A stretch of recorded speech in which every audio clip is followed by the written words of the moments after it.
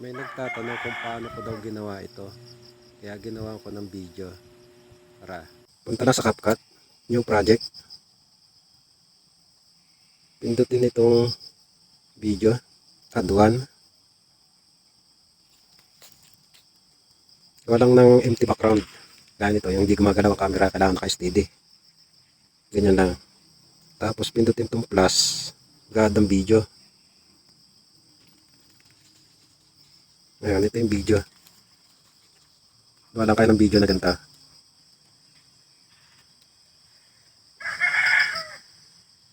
Yan, pag ganyan-ganyan lang, kunyari, lilinisin natin yan, puputulin. Masyadong mahaba. Kunyari, dito magsisimula.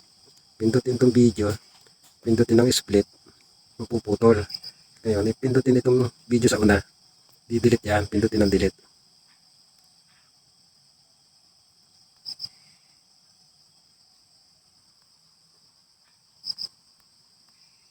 Ngayon, ganun lang. Pindutin ng split.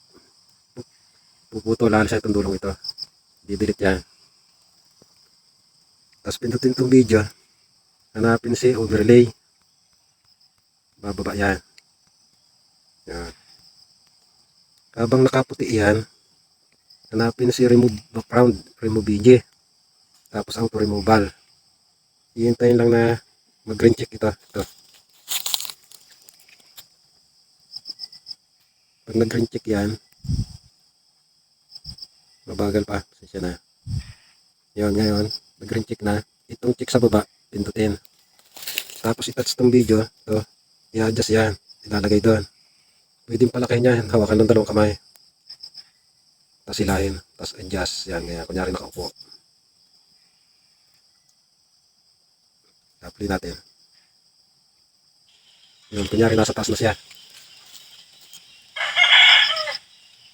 Tapos pindutin itong plus.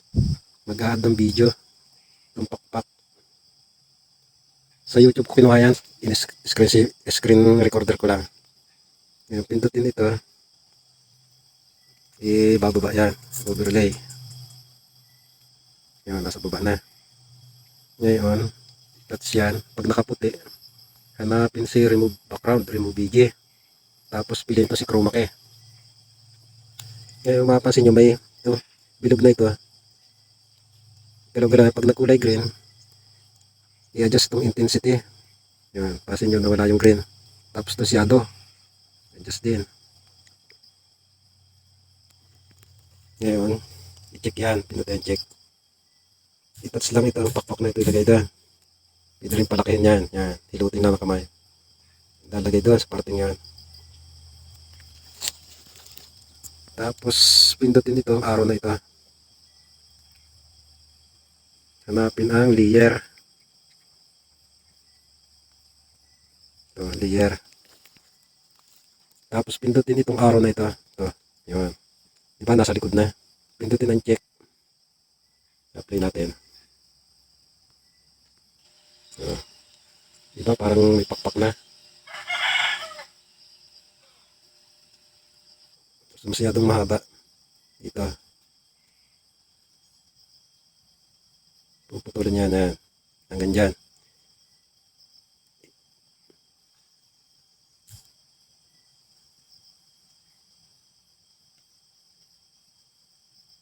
I-touch ito. Nasa baba na to. Pindutin ng split. Mapuputol. I-delete yan. Ilahin lang pababa. Tapos ito. Split din. Delete. Itong taas. Ito. Split din. Para pantay-pantay. Hanapin si delete. Yan, pantay na. Tapos itong dulong ito. Na may ano na yan. Di-delete din yan. Yan, pantay-pantay na. Play natin. Yan. Tapos, pindutin itong arrow. Hanapin ang aspect ratio. Kailangan 9:16. Yan ang kung sa gusto ni Facebook. Pindutin itong check. Ready to export na yan. Pindutin ito. Arrow sa taas.